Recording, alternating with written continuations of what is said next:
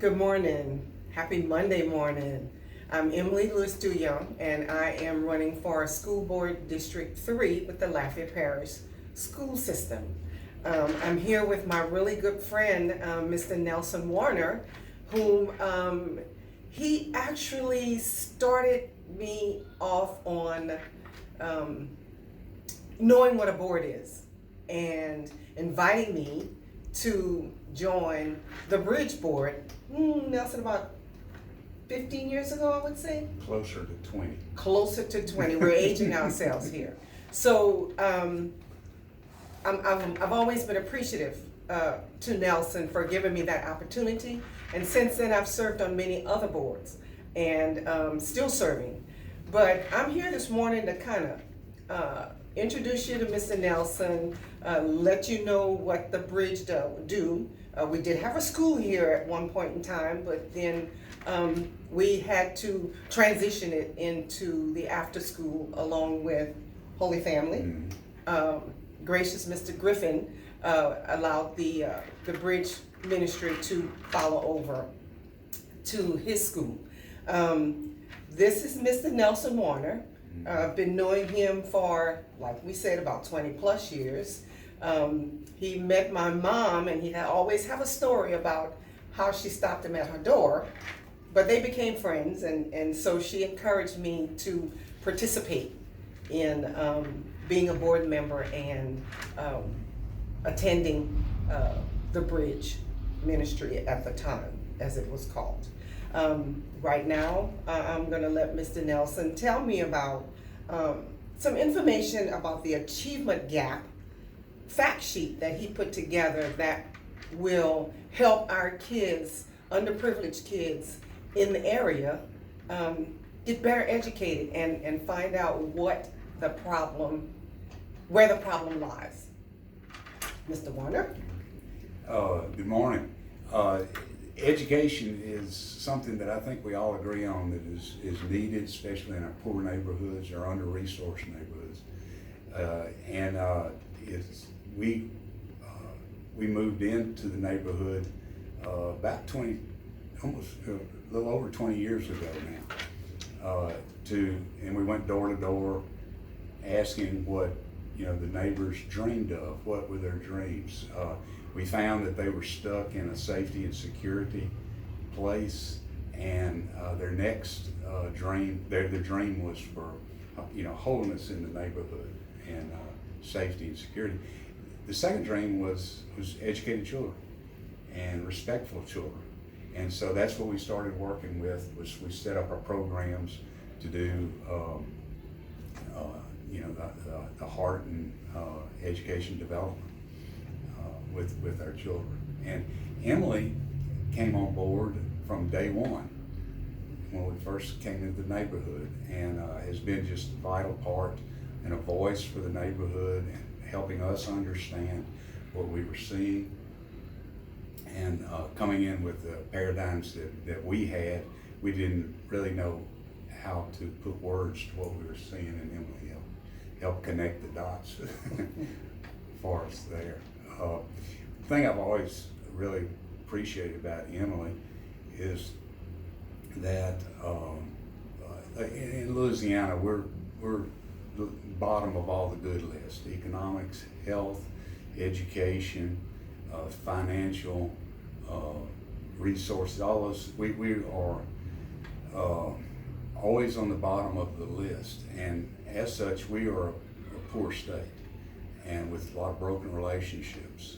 And the antidote to that is to build relationships with God, with each other, and with ourselves.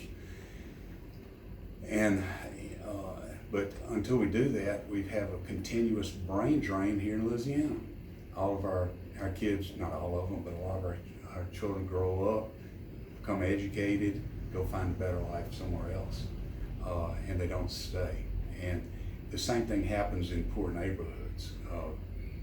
People grow up, they might get educated, and then they move out, they don't come back. Emilie always stayed.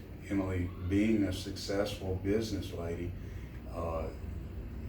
has stayed and has remained a role model here for the neighborhood and for me.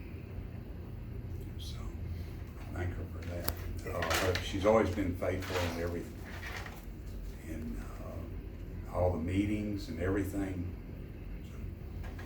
So, Nelson, you did the research on the achievement gap. Mm-hmm. You have 5 rankings here.